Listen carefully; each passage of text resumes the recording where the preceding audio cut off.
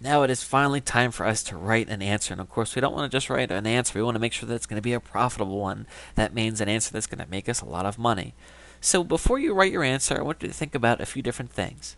You want to make sure that you're going to write a thoughtful response that answers the question being asked. If somebody asks, how do I get my dog to stop biting?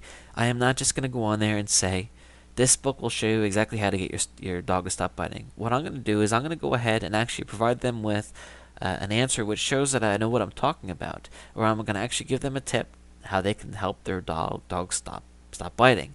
And after that tip, I'm going to go ahead and mention that the tip was taken from this book that will teach you, all the ways. So it's kind of like if somebody, asks a question, you don't want to give them an answer that's going to completely answer their question. You want to give them a partial answer, so you establish yourself as an expert, but you also, give them the desire to want to learn the rest of the answer. So of course, one thing would be that this is the first thing you do to stop biting. But if you really want to be able to stop it long term, you should check out the stuff in this book. So keep that in mind, because people fall into the habit of trying to go through this too fast, and they just say, check this book out, and that's not really going to work out. You want to make sure that you're actually providing some help. Do not appear pushy when mentioning your product. Again, this is something there are people that if they feel like somebody's trying to sell something to them, the red flag goes up and they don't want to buy.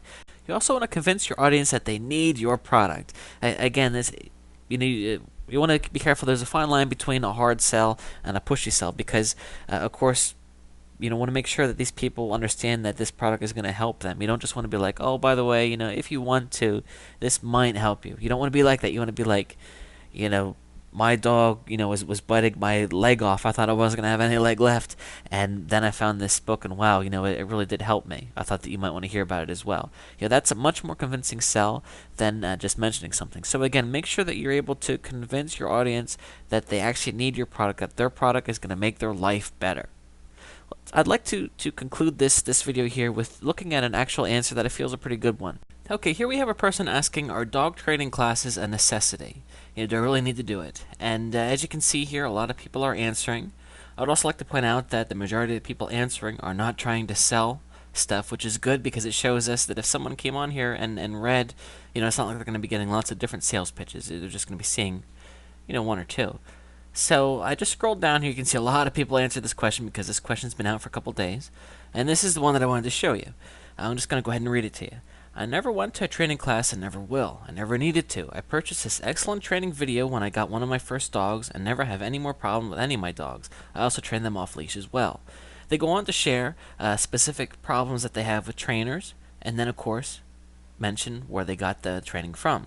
So let's go ahead and click on this link here. Now again, this is not the best link in my opinion because I think their domain should be something like products that work, or just something like that, some kind of generic title, and then of course dog training. But they just use this 302 here. So I'm going to go ahead and click on it, and as you can see here, I was taken to a product page for this DVD course that I'm sure that they're an affiliate with. So good for them. That's a pretty good deal. Again, I think this is a good example of a nice answer. Now, just one final thing to note here. When you provide a helpful response that's going to actually answer the question that the person asked, the person that asked the question gets the chance to pick who they feel answered the best.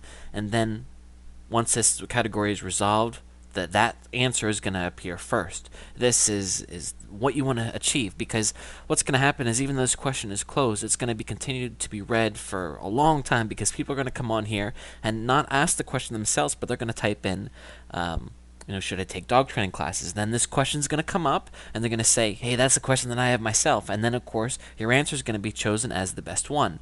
So that's of course, what you want to be aiming for, and it's going to result in a lot more traffic to your site. So I hope that helped you figure out, take a look at how to write the most profitable answers.